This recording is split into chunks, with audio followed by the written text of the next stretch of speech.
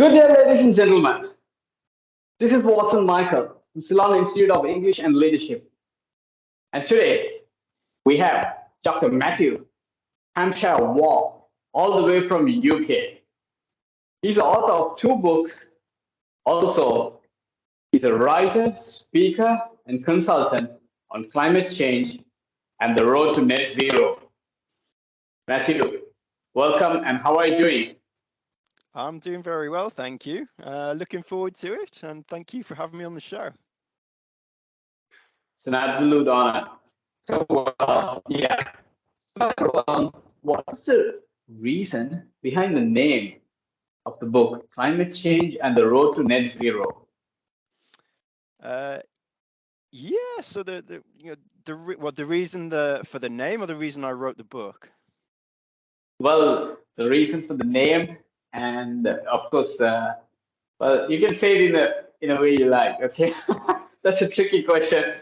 Okay, well, I'll give you a bit of both, maybe. Well, the name, I think there was an old advert here in the UK from Ronseal Paint. I don't know if you've heard of the brand, but Okay. the saying is, does exactly what it says on the tin. And that's what I wanted the title of my book to do. So it is exactly about climate change and the road to net zero, all aspects of it. So the science of climate change, the different ways in which we can transition to a low carbon economy. So looking at the different technologies, the economics of deploying those technologies and the damages from climate change that could be avoided, and piecing it all together. And I used a big integrated model to do that. And then looking at the politics of change and why it's not happening fast enough, what are the hurdles, and what could be done to make it happen faster and optimize the transition. And what I wanted it to be was a non-bias, so looking from all angles, and technology agnostic. So, I didn't go in thinking solar's the best. We need nuclear. We need, we can still use fossil fuels. I just said, let's look at all the attributes here. Let's look at all the technology, all of the options, all of the pathways, and figure out what is going to look best case for the planet, but ultimately for us humans living on the planet. And so answering all those questions that I had going into it were, what exactly causes climate change physically? What do the damages look like? How big a problem is it compared to other big problems in the world? There's lots of problems out there. So is it worth solving? How much will it cost to solve? Is that price worth it? Can it be done? And then, how should we solve it, and how do we get there? So it's answering all of those big questions on the topic, really. Absolutely, it's a very interesting one. So, yeah. So now, with so many geopolitical tensions going on around the world, there is a delay, right, for the energy transition. Okay, so what are your views on net zero? Where we are on the journey to net zero? Look,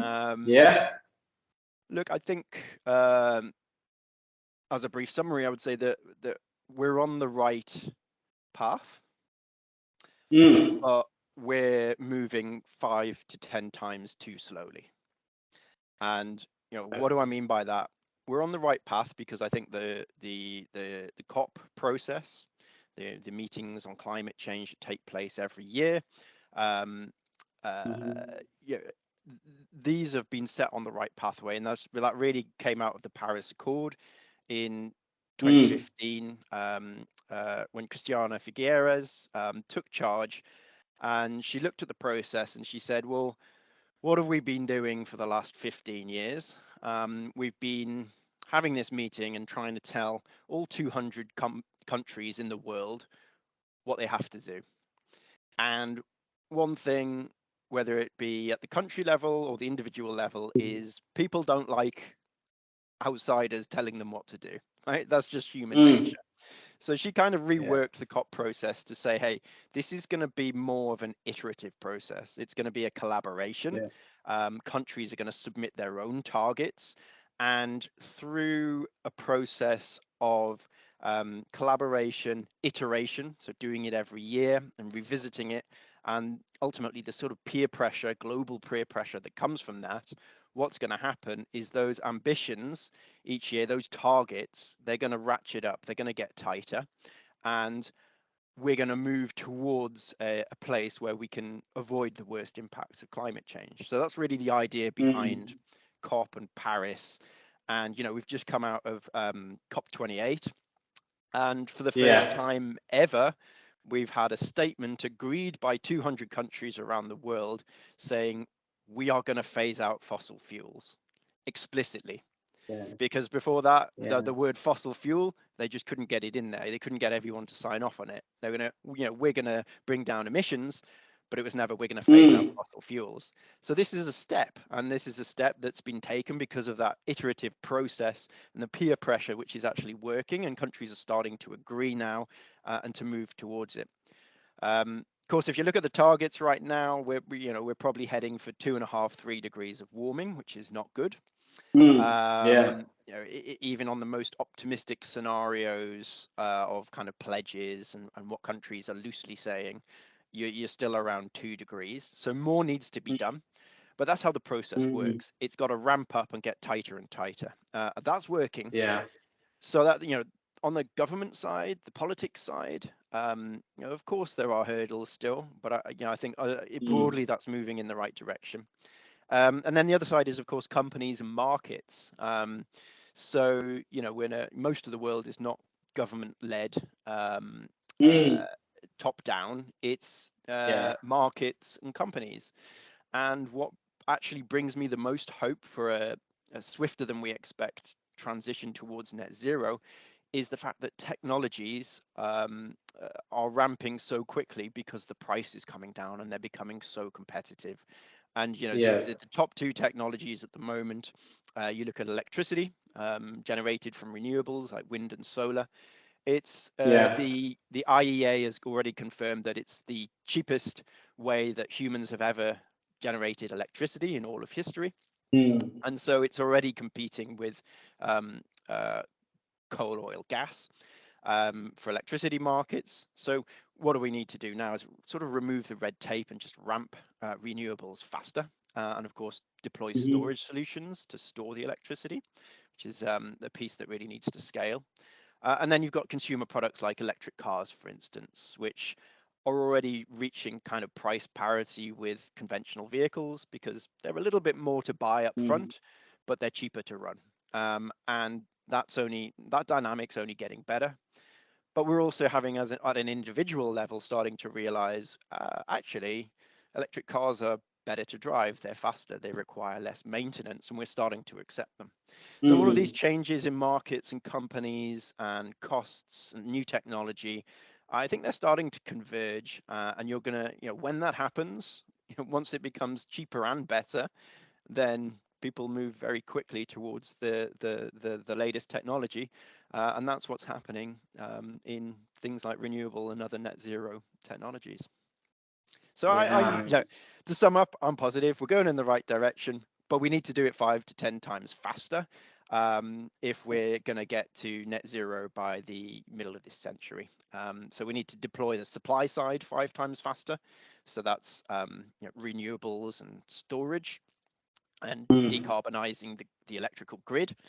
And then in a net zero future, you know, most of the stuff that we do every day is going to be electrified.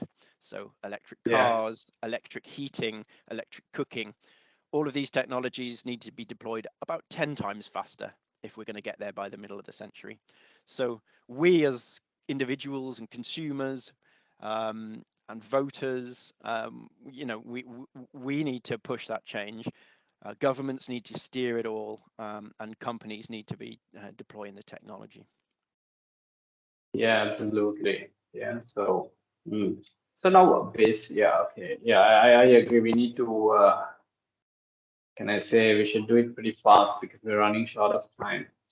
But now, as for the Guardian, so there was a recent article where it said in 2023, last year, renewable energy grew by 50% to 510 gigawatts. So, what do you think about it? Well, it's fantastic. It's what I've just been talking about, really. It's one Yeah. thing government saying this has to happen, but remember, in a capital markets, the consumer is king. People have to want it to happen. It has to, there has to be demand for it.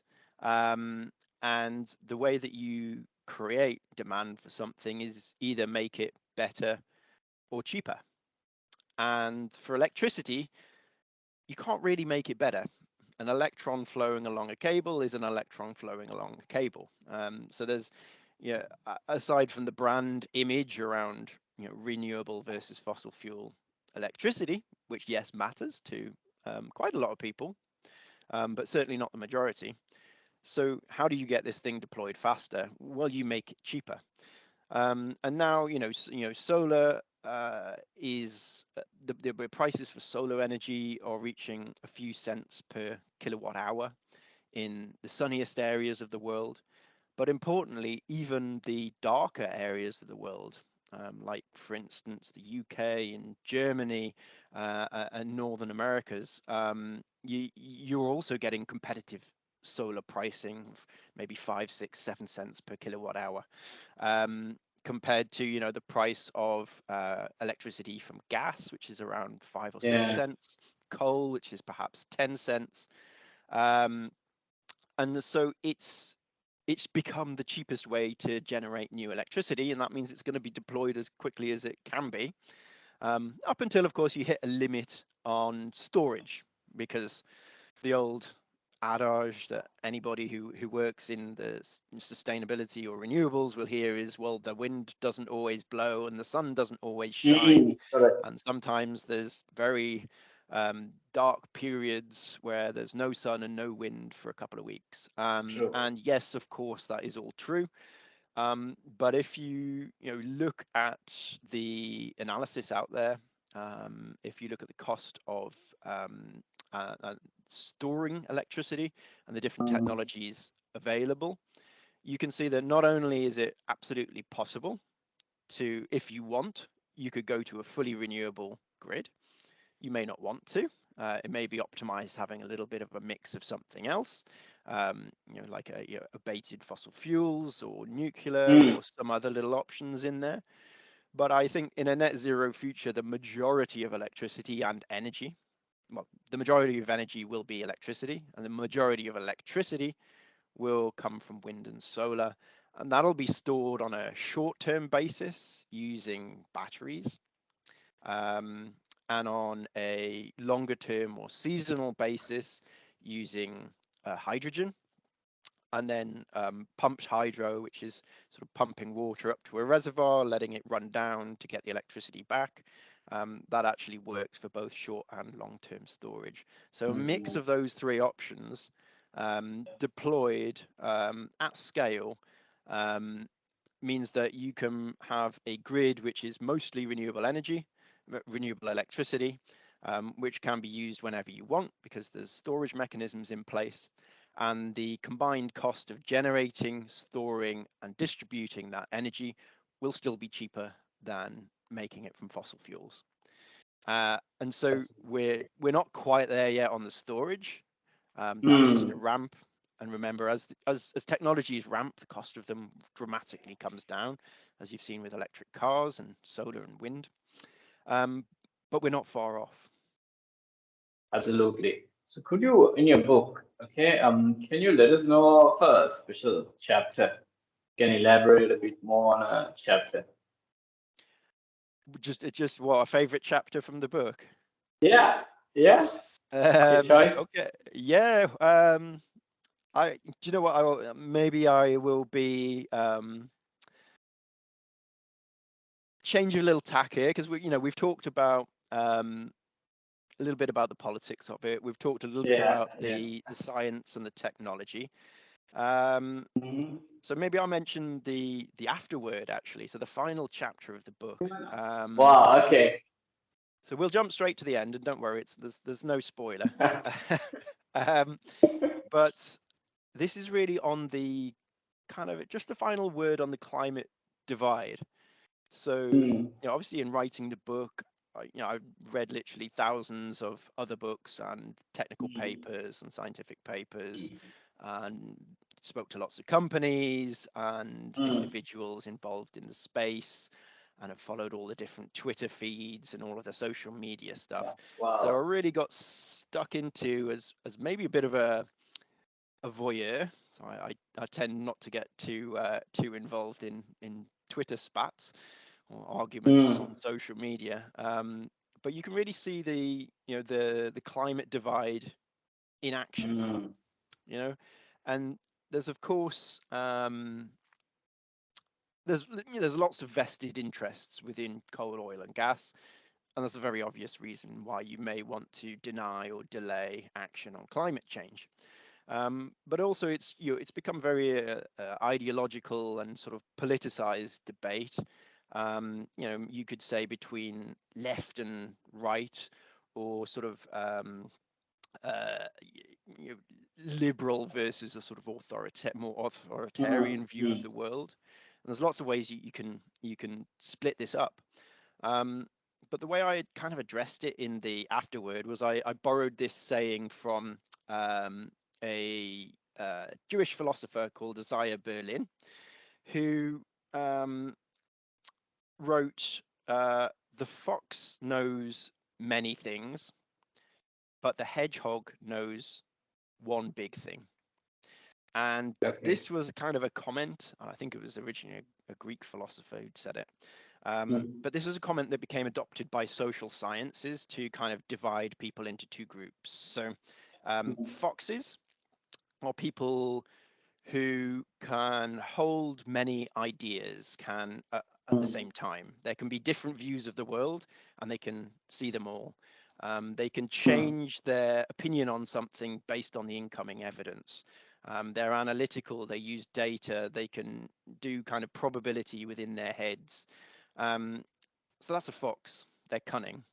And then on the other side, there's people who are hedgehogs, who have one big world view and will shape everything within the world to their view. So the Piers Morgan or the guy shouting on Squawk Box, is he Jim Cramer? These guys, they have one big view of the world, and they try and fit everything into their view. And people like and they follow that because it's quite simple and you can attach yourself to it. Whereas a more analytical person will be changing their opinion based on the kind of undergoing evidence. And what came from this idea, and there's a great book called Super Forecasters, written by Philip Tetlock. And he basically, over the course of many decades, took people from all walks of life and he got them to predict things. Where's the stock market going to be in 12 months' time? Who's going to invade who in the world? What's going to be the outcome of this election? And he kept score. And he tried to figure out what makes somebody good at predicting things or analyzing things, and what makes someone not so good at it. And first of all, he said that your average expert, forecasting expert, whether it be the CIA or sort of professional government analysts, etc., was about as good at forecasting things as a chimpanzee throwing darts at a dartboard. It was just random. But he found this 2%, this subsector of the population who were super forecasters. So they got it right way more than they got it wrong. And the traits that all of these super forecasters had were the skills of a fox, the cunning of a fox, to analyze the data, change their view, figure out what's happening into the future, but with the conviction of a hedgehog, so that they could actually say, okay, this is what I've done, and I'm going to deploy that idea. And I think, from writing my book and looking at all of these debates on Twitter and social media, the one thing I came away with is if we're going to get to net zero by the middle of this century, what we need are more super forecasters within the climate movement. We need people who understand that the road to net zero is nuanced. And where we are today, we don't have all the information. We don't know exactly how it's going to pan out, but we can get a good idea, and we can continually update our forecasts. But they need to wrap up the way they're thinking about it and the way they're calling for action like a hedgehog would, in a big singular idea. And I think that singular idea, what I really like, has become net zero. Okay, so there's many roads there. There are ways to optimize it, but we need to get to net zero by the middle of this century, and that's a clear idea to follow. So I think that's super important. Absolutely. So now, based on that, Matthew, you said by the middle of the century, so that is 2050, right? And the book mentions about a 20-year transition also. So, do you think 2050 is a bit too late? So yeah, so I mean, in writing my book, and all of the data and the analysis of my book comes from what's called an integrated assessment model, which a basic version of an integrated assessment model that I built. And these are what governments get economists to build to set things like carbon pricing and to test different pathways that they may want to take. And essentially what you do is you build a climate model, and you model into the future, and you say, how much are we going to emit in terms of greenhouse gases? That'll cause this much warming. If we have this much warming, that's going to cause these sorts of damages to the environment as well as the economy. And then you say, well, what options do we have to avoid those emissions? So we can deploy different renewables technologies or nuclear, or we can remove CO2 at point of carbon capture at fossil fuel plants. So we've got these different options and different ways of changing how we do things in the economy, like driving our cars and heating our homes and making things in factories. And you can deploy these different technologies in different ways, in different mixes, at different speeds, and you try and figure out how best to balance this whole thing, right? And that's the model that I built. And I think what was different about the model that I built to what a lot of other models out there do is that what I built in was the fact that as you ramp up net zero technologies, things like wind and solar, every time the installed capacity of things doubles, for instance, solar has got cheaper by 20%. Wind has got, every time wind has doubled, it's got cheaper by 10%. And most of these models don't actually inherently forecast this. They just have set predictions by year of what these technologies are going to cost. And if you look at those predictions in the past, they've always been completely wrong, and the technology's got cheaper way faster. So if you start to build these things into your model, you soon start to realize that actually you want to scale this thing up really quickly, because it's going to get so cheap that actually buying and running a net zero economy, so that's from the supply of energy to the use of energy to all the electric cars and heat pumps and everything that you have, it's going to be, on my numbers, about 25% cheaper than continuing to do it with fossil fuels. So not only will net zero eliminate all of those CO2 emissions, greenhouse gas emissions, but it's also going to be cheaper to buy and run. So we want to get there as quickly as possible. And the only thing holding you back is, of course, if you're investing in that, you can't invest in other things. If you're deploying skilled labor in that area, then that labor isn't available for other sectors of the economy. And so there are bits and pieces holding you back. If you move too quickly, you've got to write off equipment that you no longer need, like gas boilers or coal power plants, whatever it may be. So taking this need for speed into account versus the constraints on the economy, and I think roughly 20 years will actually be an optimal transition speed for the economy. And on top of that, you also, of course, have all of the avoided damages, which run into hundreds of trillions of dollars over the century from climate change. Yeah. All of the things you know about, the adverse weather, forest fires, Mm. sea level increase, flooding, reduced food production, all of these things you Mm. avoid. You also have a cheaper energy system to run your economy on. So for me, it was absolutely win-win. And we should go, as I say, 5 to 10 times faster than we are. Definitely, definitely. Well, I mean, pretty insightful, Matthew. Huh? Pretty insightful. So it's a very interesting book. So will be mentioning the link. So all those who are watching or listening, you can get Matthew's book. Probably the e version, the Kindle version. You can get it. Yeah, Great. you So can get it. Matthew, yeah, There's a little plug for you. Yeah, and there is yeah. a There you there's go. a good e-version out there, so I would encourage the e-version. Great, great.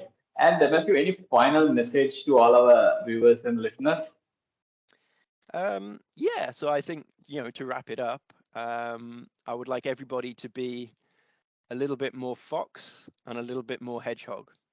So take a more nuanced view, recognize Mm. that other people have different views to you, Yes. and that a combination of those views may be the optimal solution.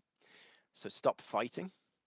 Mm. And if you're taking action on climate change, unite on the message. And the message is we need to get to net zero by the middle of this century. Absolutely. Wise words. Matthew, thank you very much for taking time and doing this valuable podcast with us. You're welcome. Thank you very much for having me. That's great.